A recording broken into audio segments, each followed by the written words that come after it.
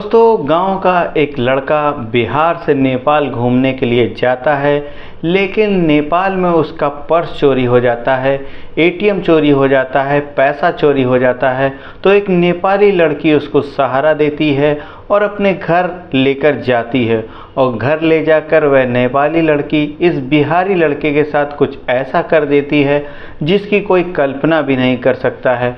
दोस्तों, अगर आप लोग भी नेपाल घूमने के लिए जाते हैं तो यह कहानी आपको ज़रूर सुनना चाहिए, क्योंकि दोस्तों वहाँ के लोग बिहारी लड़कों के साथ और भारत के लड़कों के साथ कैसा व्यवहार करते हैं इस कहानी में आपको पता चलेगा। और दोस्तों, वो नेपाली लड़की जो भी कुछ बिहारी लड़के के साथ करती है उसकी वजह से उसकी पूरी ज़िंदगी वहीं पर गुजर जाती है, और वह बेचारा एक ऐसे मोड़ पर आकर खड़ा हो जाता है। वह बेचारा एक ऐसी जगह पर जाकर फंस जाता है जहां से उसका निकल पाना बहुत ही मुश्किल होता है, और वो चारों तरफ एकदम फंस सा जाता है। पूरी सच्चाई के बारे में जानने के लिए इस वीडियो को अंत तक ज़रूर देखें।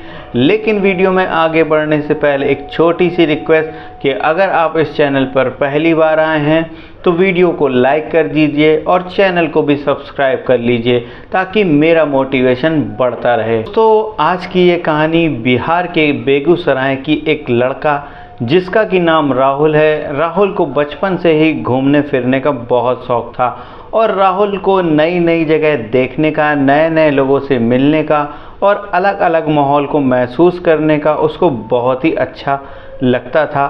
उसको यह सब बहुत पसंद था, और राहुल बचपन से ही नेपाल के बारे में सुनता था। यूट्यूब पर नेपाल की अच्छी अच्छी वीडियो देखता था, तो उसका एक सपना बन गया था कि वह ज़िंदगी में एक बार नेपाल ज़रूर जाएगा, नेपाल की खूबसूरत वादियों को घूमे और वहाँ के खूबसूरत लोगों से मिले, वहाँ के लोगों से बात करे। यह उसके बचपन से ही एक सपने की तरह उसका सपना बन गया था। लेकिन दोस्तों, अफसोस कि अभी उसका यह सपना पूरा नहीं होता। एक दिन दोस्तों, जब राहुल 25 साल का हो जाता है तो वह अपने जन्मदिन पर नेपाल घूमने जाने का फैसला करता है। राहुल अपने माता पिता से कहता है कि मैं नेपाल घूमने के लिए जा रहा हूँ, कुछ दिन में वापस आ जाऊँगा।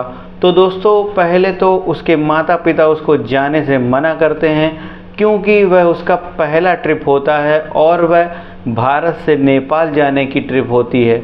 लेकिन वह लोग भी जानते थे कि राहुल का बचपन से ही नेपाल जाने का एक सपना है, इसीलिए वह लोग भी ज़्यादा रोक टोक नहीं करते हैं। तो राहुल एक छोटे से बैग में अपना सारा सामान, अपने कपड़े वगैरह और कुछ और भी ज़रूरी चीज़ें जो कि अपने बैग में वह रखता है और अपने घर से वह निकल जाता है। कई घंटों का सफ़र तय करने के बाद अब राहुल जो है वह सनौली बड़ से होते हुए काठमांडू तक पहुंच जाता है।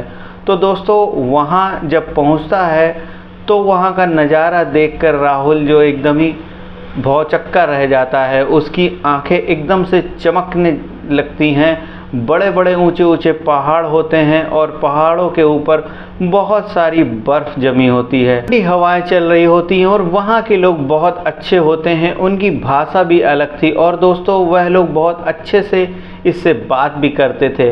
यह सब नज़ारा देखकर राहुल को ऐसा लगता है जैसे कि वह किसी एक नई दुनिया में आ गया है। दोस्तों, नेपाल पहुंचने के बाद राहुल सबसे पहले पशुपतिनाथ जी के मंदिर पर जाता है। वहां जाकर दर्शन करता है, नहाता है, प्रसाद चढ़ाता है, और वहां से आसपास की जो जगह होती हैं उनको वह घूमने की कोशिश करता है, और वह थोड़ी देर घूमता भी है। और फिर पशुपतिनाथ जी का दर्शन करने के बाद अब जो राहुल है वह पोखरा जाने का फैसला करता है, क्योंकि दोस्तों पोखरा जो है वह नेपाल की सबसे खूबसूरत जगहों में से एक जगह मानी जाती है, और वाकई में बहुत खूबसूरत जगह है। जब आप लोग घूमने जाएंगे तो वहाँ पर ज़रूर जाइएगा। लेकिन दोस्तों, सफ़र वहाँ से उसका लंबा होने वाला था, तो राहुल सोचता है कि उससे पहले मैं कुछ खा लेता हूँ, कुछ पेट में डाल लेता हूँ, क्योंकि सफ़र बहुत ही लंबा है और सफ़र तय करने में तभी मज़ा आएगा। इसलिए राहुल एक छोटे से रेस्टोरेंट में जाकर वहाँ लोकल खाना खाता है। तब दोस्तों बस के निकलने का टाइम हो जाता है, तो जल्दी से वह पेमेंट करके अपना बैग उठाकर रेस्टोरेंट से बाहर निकल जाता है और बस पकड़ता है और वहाँ से वह सीधा पोखरा के लिए रवाना हो जाता है। तो उस वक्त राहुल जो है वह खिड़की के पास वाली सीट पर बैठा हुआ था और खिड़की के बाहर वह खूबसूरत पहाड़ों को देख रहा था। वहाँ के मुड़ावदार रास्तों को भी वह देख रहा था। यह सब देखकर मन ही मन वह बहुत खुश हो रहा था।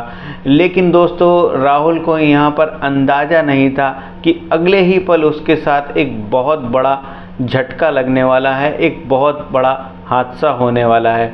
उसके साथ एक बहुत बड़ी घटना भी हम कह सकते हैं कि होने वाली थी, जिसकी वजह से उसकी पूरी ज़िंदगी पलटने वाली थी, या यूँ कहें कि उसकी किस्मत पलटने वाली थी। दोस्तों जब काठमांडू से होकर वह आगे निकल जाता है और अब जो बस है वह एक स्टॉप पर रुकती है, तो बस के अंदर बहुत सारे लोग चढ़ते हैं। तो उनमें से एक लड़की भी होती है और वह भी लड़की जो होती है वह लड़की नेपाली लड़की होती है। दोस्तों वह भी बस में चढ़ती है और राहुल के बगल वाली सीट पर आकर बैठ जाती है। तो राहुल उसको देखकर मुस्कुराने लगता है और फिर खिड़की से बाहर देखने लगता है और कभी कभी वह उस लड़की को भी देखने लगता है। अब दोस्तों बस उस स्टॉप से आगे बढ़ जाती है। तभी बस कंडक्टर राहुल के पास आता है और राहुल से कहता है कि भाई तुम ज़रा अपना टिकट दिखा दो। तो राहुल जो है वह अपना हाथ अपने पॉकेट में डालता है। उसके बाद उसको अपना पर्स नहीं मिलता है और फिर वह दूसरे पॉकेट में हाथ डालता है, फिर वह शर्ट में चेक करता है और इसी तरह वह अपने पूरे जितने भी पॉकेट थे शर्ट में और पैंट में, वह सभी जगह पे अपना पर्स खोजता है, लेकिन उसको उसका पर्स कहीं पर नहीं मिलता, ना ही बैग में उसका जो है पर्स मिलता है। तो राहुल बहुत ज़्यादा परेशान हो जाता है और परेशान होकर बस कंडक्टर से कहता है कि भैया मुझे तो लग रहा है कि मेरा पर्स कहीं गिर गया है या फिर किसी ने मेरा पर्स चोरी कर लिया है और मेरे पास अब पैसे नहीं हैं टिकट खरीदने के लिए। तो दोस्तों जो बस कंडक्टर होता है राहुल की यह बात सुनकर वह उसके ऊपर गुस्सा हो जाता है और कहता है कि यहाँ पर कोई फ्री की बस नहीं चलती है, अगर तुम्हें यहाँ पर सफ़र करना है तो फिर तुम्हें पैसे देने पड़ेंगे, अगर टिकट का पैसा नहीं है तो तुम यहीं पर उतर जाओ। दोस्तों बस कंडक्टर जो कि ड्राइवर को एक इशारा करता है और कहता है बस रोकने के लिए, और राहुल का बैग पकड़कर उसको नीचे उतारने की कोशिश करता है, उसको नीचे उतारने लगता है। तो दोस्तों जो लड़की राहुल के बगल में बैठी हुई थी उसको यह सारी हरकतें, यह सारी बातचीत जो कुछ भी उसके सामने हो रही थी वह सभी उसको बुरी लगती हैं, उसको अच्छा नहीं लगता है। वह तुरंत ही खड़ी हो जाती है और बस कंडक्टर से कहती है कि बस को रोकने की ज़रूरत नहीं है, इसके टिकट का पैसा मैं दूंगी, लेकिन तुम इसको नीचे मत उतारो, इस तरीके से बीच रास्ते में अगर उतारोगे तो यह बेचारा कहाँ जाएगा। अब दोस्तों राहुल उस लड़की को हैरान होकर देखने लगता है और बस में और भी जितने लोग बैठे हुए थे वह सभी लोग राहुल को और उस लड़की को देखने लगते हैं। तो दोस्तों लड़की तुरंत अपने पर्स में से पैसे निकालती है और उसका टिकट बनवाती है। तो कंडक्टर वहाँ से टिकट काटकर उसको उसका टिकट देकर थोड़ा सा आगे बढ़ जाता है। और दोस्तों उस वक्त राहुल एकदम चुप रहता है, कुछ बोलता नहीं है, उसके मन में बहुत सारी बातें चलने लगती हैं। जब कंडक्टर थोड़ा सा आगे बढ़ जाता है तो राहुल धीरे से उस लड़की से कहता है कि थैंक यू सो मच, अगर आप यहाँ आज नहीं होती तो शायद ये कंडक्टर मुझे बस से नीचे उतार देता। तो दोस्तों लड़की उसको देखकर मुस्कुराने लगती है और कहती है कि मेरा नाम कृति है, तुम्हारा नाम क्या है। तो दोस्तों यह भी मुस्कुराते हुए बताता है कि मेरा नाम राहुल है। अब दोस्तों इस तरीके से बस चलती रहती है और यह दोनों सीट पर बैठकर एक दूसरे से बात करने लगते हैं, एक दूसरे को जानने की कोशिश करते हैं, जान पहचान बढ़ाने की कोशिश करते हैं। तो दोस्तों जो कृति होती है वह पूछती है कि तुम नेपाल अकेले क्या करने आए हो। तो दोस्तों राहुल कहता है कि मेरा बचपन से ही सपना था घूमने का, इसलिए बिना कुछ सोचे समझे मैं अकेले ही यहाँ पर आ गया हूँ। मैं अपने जन्मदिन पर घूमने के लिए यहाँ पर आया हूँ, लेकिन अब मैं सोच रहा हूँ कि घर कैसे वापस जाऊँगा। अब मेरे पास 1 रुपया भी नहीं बचा है। पता नहीं कहाँ मेरा पर्स गिर गया या फिर किसी ने उसे चोरी कर लिया। तो दोस्तों कृति उसकी बात को सुनकर एकदम शांत रहती है। देर के बाद उससे कहती है कि जब तुम्हारे पास पैसे नहीं हैं तो तुम अपने घर वापस कैसे जाओगे। तो दोस्तों राहुल जो होता है वह गहरी सांस लेते हुए कहता है कि सच कहूँ तो मुझे भी नहीं पता कि मैं अब अपने घर कैसे वापस जाऊँगा। यह मेरे जीवन में पहली बार ऐसा मामला हुआ है, ऐसी घटना घटित हुई है। तो दोस्तों कृति कहती है कि अगर तुम चाहो तो मेरे साथ पोखरा चल सकते हो, वहाँ पर मेरे मम्मी पापा रहते हैं और हम लोग एक छोटी सी फास्ट फूड्स की दुकान चलाते हैं। मैं पढ़ाई करती हूँ, जब मैं पढ़ाई करके फ्री रहती हूँ तो अपनी दुकान चलाती हूँ, दुकान को संभालती हूँ। तुम कुछ दिन वहाँ पर रहकर काम कर लेना, थोड़ा बहुत पैसा कमाकर इकट्ठा कर लेना, फिर अपने घर चले जाना। अब दोस्तों इस बात को सुनकर राहुल जो है वह थोड़ा सा हैरान हो जाता है और उसको वह हैरान होकर चुपचाप देखने लगता है। देखते ही देखते कुछ वक्त गुजर जाता है, लेकिन दोस्तों उसके पास अब कोई दूसरा रास्ता भी नहीं था। तो राहुल कृति के साथ उसके घर जाने के लिए और वहाँ पर काम करने के लिए अब तैयार हो जाता है।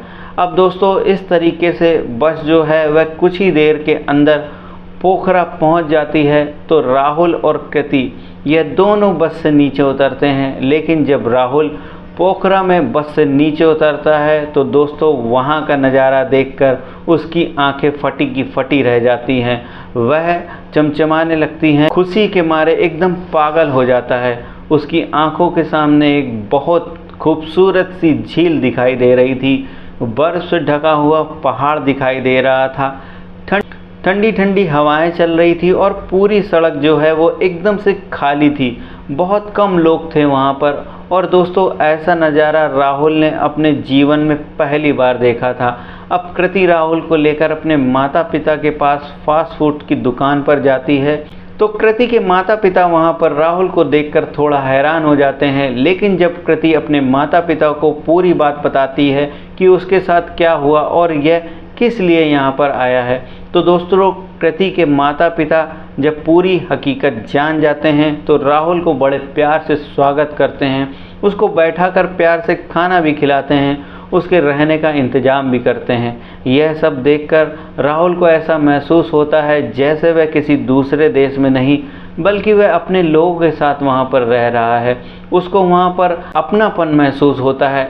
अब दोस्तों राहुल वहाँ पर इस तरीके से रहने लगता है और अगले दिन से फास्ट फूड की दुकान पर वह थोड़ा थोड़ा काम करने लगता है और कभी कभी वह वहाँ पर चाय भी बना दिया करता था, तो कभी कभी मोमोज फ्राई भी कर दिया करता था, तो कभी कभी ग्राहकों का टेबल भी वह साफ़ कर दिया करता था। इस तरीके से वह वहाँ पर रहकर काम करने लगता है। और दोस्तों राहुल वहाँ पर रहकर धीरे धीरे वहाँ की जो लोकल भाषा थी वह भी सीख गया था।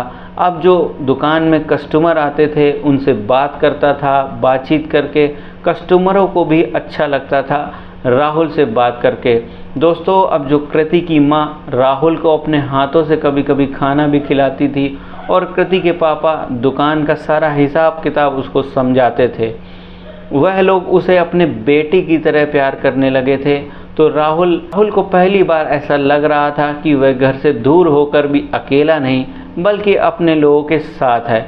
लेकिन दोस्तों राहुल को एक चीज़ बहुत अजीब लगती थी। जो कृति थी वह हमेशा छुप छुप कर उसको देखा करती थी और जब अकेले रहती थी तो उससे आकर हंसी मजाक करती थी, और जब राहुल अकेला रहता था तो उसके पास आकर वह उससे हंसी मजाक करती थी, उससे प्यारी प्यारी बातें करती थी और अपनी बातों में वह उससे बताने की कोशिश करती थी कि वह उससे प्यार करने लगी है। और कहीं ना कहीं दोस्तों जो राहुल था यह जब पहली बार कृति से मिला था बस में, तो उस दिन के बाद से राहुल भी कृति को पसंद करने लगा था। अब दोस्तों इस तरीके से धीरे धीरे काम करते करते उसे करीब 25 दिन गुजर जाते हैं। अब जो राहुल है वह दुकान का सबसे भरोसेमंद हिस्सा बन गया था। दोस्तों जब राहुल को काम करते हुए पूरा 1 महीना हो जाता है तो कृति के पापा उसे 10,000 रुपये नेपाली करेंसी में अपनी दुकान में काउंटर से निकालते हैं और राहुल के हाथ में दे देते हैं और कहते हैं कि बेटा, तुमने बहुत मेहनत की है, यह पैसे तुम्हारी मेहनत की कमाई है और अगर तुम चाहो तो अब तुम अपने घर पर जा सकते हो, अब काम करने की ज़रूरत नहीं है। तो दोस्तों राहुल उनके हाथों से पैसा ले लेता है और कृति वहीं पर खड़ी रहती है और उसको देखने लगती है और वह बहुत ही मायूस हो जाता है। तब कृति के पापा वहाँ से बाहर चले जाते हैं और तो कृति उससे कहती है कि क्या हुआ, मायूस क्यों हूँ, क्या सोच रहे हो। तो दोस्तों राहुल अपने दिल की बात इस बार कृति को बता देता है और कहता है कि सच बताऊं तो मैं यहाँ पर आया तो था अकेला और मेरे पास कुछ नहीं था, ना तो मेरे पास पैसा था और ना ही मेरे पास कोई अपना था, ना ही कोई सहारा था, लेकिन तुमने मुझे सहारा दिया, मुझे संभाला है, मुझे सब कुछ दिया और मुझे पता नहीं चला कि कब तुम मेरे दिल के करीब आ गई हो और तुम मेरे दिल में बस गई हो। मैं तुमको प्यार करने लगा हूँ, सच कहूँ तो अब यहाँ से जाने का मेरा मन नहीं करता। तुम मेरे दिल में बस गई हो और मैं तुम्हारे प्यार में पूरी तरह से डूब गया हूँ। अब दोस्तों इस बात को सुनकर कृति एकदम चुप हो जाती है, उसके तो होश ही उड़ जाते हैं। इस बात को सुनकर कृति कुछ बोलती नहीं है, शर्माते हुए दुकान से बाहर चली जाती है। लेकिन दोस्तों अब राहुल की बेचैनी जो है वह बढ़ जाती है। राहुल सोचने लगता है कि मैंने कुछ गलत तो नहीं बोल दिया, कहीं ये बात कृति को बुरी तो नहीं लग गई। यही सब सोचकर राहुल बहुत परेशान रहने लगता है। पूरी रात निकल जाती है लेकिन उसको नींद नहीं आती। अगले दिन सुबह जब राहुल अपने कपड़े पैक करके वहाँ से निकलने की तैयारी कर रहा था तो दोस्तों कुछ देर के बाद कृति के पापा वहाँ पर आ जाते हैं और राहुल से कहते हैं कि बेटा ज़रा इधर आओ, मुझे तुमसे कुछ ज़रूरी बात करनी है। तो दोस्तों राहुल थोड़ा घबरा जाता है क्योंकि उसको डर लग रहा था कि कहीं कृति ने उसे बता तो नहीं दिया। उसके हाथ पैर कांपने लगते हैं और वह कांपते कांपते उनके पापा के बगल में जाकर बैठ जाता है। तब तक दोस्तों वहाँ पर कृति की माँ भी आ जाती हैं तो राहुल पूरी बात समझ जाता है अब उसके साथ क्या होने वाला है। तभी कृति के पापा मुस्कुराते हुए कहते हैं कि देखो बेटा, कृति ने हमें सब कुछ बता दिया है। तो दोस्तों राहुल चुपचाप उनको देखता रहता है। तभी दोस्तों कृति की माँ प्यार से मुस्कुराते हुए राहुल से कहती हैं कि राहुल बेटा, मैं सच कहूँ तो जब पहली बार यहाँ पर आए थे तुम हम लोगों के लिए अजनबी थे, हम लोगों की जान पहचान नहीं थी और ना ही हम लोग तुमको अच्छे से जानते थे, ना ही तुम हम लोगों को जानते थे। लेकिन यहाँ पर रहते हुए जिस तरीके से तुमने अपना मेहनत और अपनी ईमानदारी दिखाई है और हमारे परिवार को अपना परिवार समझते हो, यह सब देखकर हम लोग ऐसा लग रहा है कि हम बाकी लड़कों से या फिर बाकी लोगों से बहुत अलग हो। तुम्हारा व्यवहार बहुत अच्छा है, तुम्हारा दिल सचमुच साफ है और तुम हमारी बेटी को खुश रख सकते हो। हमें कोई ऐतराज़ नहीं है, हम अपनी बेटी की शादी तुमसे करा सकते हैं। अब दोस्तों इस बात को सुनते ही राहुल के रोंगटे खड़े हो जाते हैं। राहुल एकदम से खुश हो जाता है और ऐसा लगता है जैसे उसके सीने से जो बोझ बना हुआ था वह एक झटके में उतर गया हो। तो दोस्तों उस दिन के बाद से राहुल की ज़िंदगी बहुत तेज़ी से बदलने लगती है। उस दिन के बाद राहुल अपने माता पिता को फ़ोन करता है, उनको वहाँ पर हुई पूरी बात बताता है कि ऐसे ऐसे ये बात हो गई है, मुझे एक लड़की से प्यार हो गया है, मैं उससे शादी करना चाहता हूँ और उसके घर वाले तैयार हैं। तो दोस्तों राहुल के माता पिता थोड़े परेशान हो जाते हैं कि मेरा बेटा गया था नेपाल घूमने के लिए, वहाँ पर शादी कर रहा है। लेकिन फिर जब राहुल बड़े प्यार से अपने माता पिता को समझाता है और कृति के माता पिता राहुल के माता पिता से जब बातचीत करते हैं तो दोस्तों दोनों परिवार आपस में एक दूसरे को समझते हैं और फिर एक दूसरे से मिलने का फैसला करते हैं। तो दोस्तों राहुल के माता पिता जो कि बिहार के बेगूसराय से नेपाल आ जाते हैं, नेपाल के पोखरा आते हैं और वहाँ पर कृति के माता पिता से मिलते हैं। अब दोनों परिवार मिलकर बहुत खुश होते हैं, एक दूसरे से अच्छी बातें करते हैं और फिर वह फाइनली शादी की बात करते हैं और शादी की डेट रख ली जाती है और नेपाल में ही बड़े धूमधाम से राहुल और कृति की शादी कर दी जाती है। दोस्तों आपको बता दूं कि शादी होने के बाद राहुल कृति के साथ वहीं पर हमेशा के लिए रुकने का फैसला करता है और उस फास्ट फूड की दुकान को आगे एक अलग लेवल पर ले जाने की कोशिश करता है। दोस्तों धीरे धीरे वह मिलकर बहुत मेहनत करते हैं। पहले दुकान बहुत छोटी थी, लेकिन जब दोनों मिलकर मेहनत करते हैं और धीरे धीरे दुकान जो है वह बड़ी हो जाती है, ग्राहक भी अच्छे खासे आने लगते हैं और बहुत बेहतरीन तरीके से यह दोनों अपनी ज़िंदगी को गुजारने लगते हैं। और दोस्तों मैं आपको बता दूं कि आज भी पोखरा में राहुल और कृति एक साथ वहां पर रहते हैं। आज भी उसी फास्ट फूड की दुकान को ये दोनों मिलकर चलाते हैं और एक बहुत ही बेहतरीन जीवन एक साथ मिलकर जीते हैं। दोस्तों अगर आप लोग कभी नेपाल जाने का प्लान कर रहे हैं और नेपाल घूमने के लिए जाने के बारे में सोच रहे हैं तो पोखरा ज़रूर जाइएगा और इन दोनों से मिलकर इन दोनों के जीवन की जो बातें हैं, जो इनकी कहानी है, उसको ज़रूर सुनिएगा।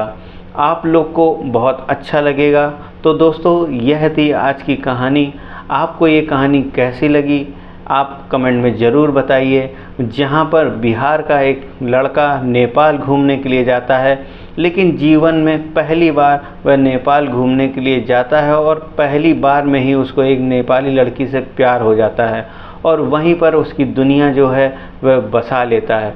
दोस्तों इस पूरी कहानी को सुनाने के बाद आप लोग क्या कहना चाहें कमेंट में ज़रूर बताइए। और आप लोग अभी तक इस कहानी को कहां से सुन रहे हैं, अपने जगह का नाम, अपना नाम अब कमेंट बॉक्स में ज़रूर बताइए।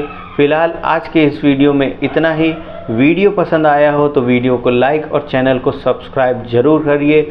मिलते हैं फिर एक नई कहानी के साथ, तब तक के लिए धन्यवाद। जय हिंद, जय भारत।